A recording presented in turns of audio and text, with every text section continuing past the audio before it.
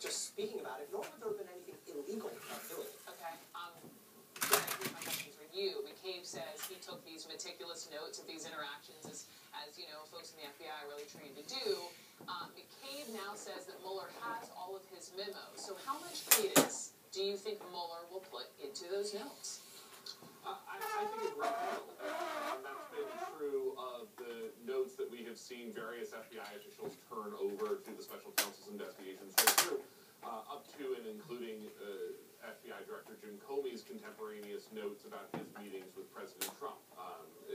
As Ellie would know, federal prosecutors are trained to put a great deal of credence in contemporaneous notes, and particularly notes taken in extreme circumstances here. I mean, remember, these are not typical behaviors for FBI directors or FBI deputy directors or acting directors to feel like they have to memorialize a conversation with the president or the deputy attorney general or acting attorney general. But that's just how big of a crisis moment this was.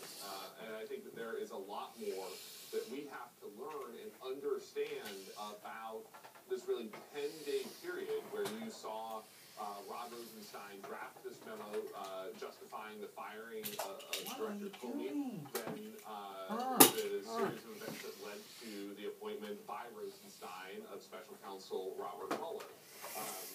And one of the things that is really clear from McCabe's interview and his book and all the interviews that he has done is that this sort of, as what President Trump has led us to believe was a unified cabal between Jim Comey, Andy McCabe, and Rod Rosenstein was anything but.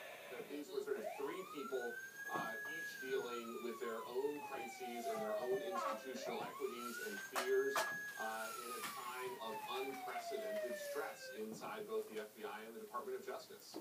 But we were just on the same question. We were saying before the show started that they really found McCabe not credible. So would, if you were Mueller, you can't do that. You're bumping into me. Garrett says a lot of attention being put into his notes. McCabe's an interesting case when you're assessing his credibility. On the one hand, he was found by the Inspector General to lie. Yes. As he did about whether he leaked or not. They found him not credible. On the other hand, it's rarely just all one thing or the other. Those contemporaneous notes are very important. Basically, second best. I'm kidding you.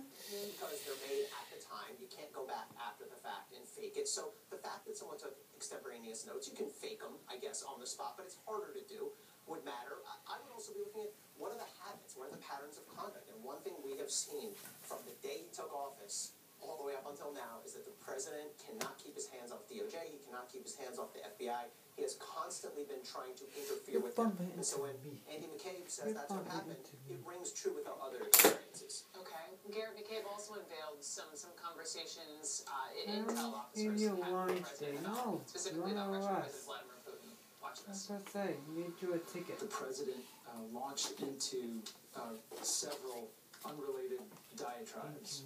One of those was commenting on a recent missile launches by the government of North Korea. And essentially the president said he did not believe that the North Koreans had the capability to hit us here with ballistic missiles in the United States. And he did not believe that because President Putin had told him they did not. President Putin had told him that the North Koreans don't actually have those missiles. And U.S. intelligence was telling the president what?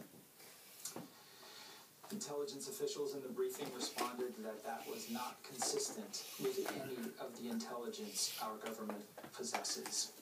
I don't care. I believe Putin.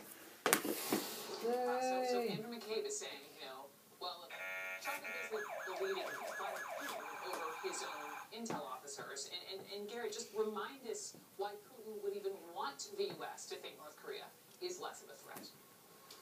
Yeah, this is an incredible comment, but again, as Ellie was just saying, it's actually part of a pattern of behavior where we see in numerous instances behind closed doors, as well as in public settings like that Helsinki summit with Vladimir Putin, where the president came right out and said, I trust Vladimir Putin over U.S. intelligence.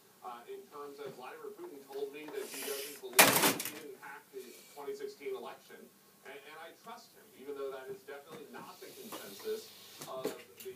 intelligence community and is belied by the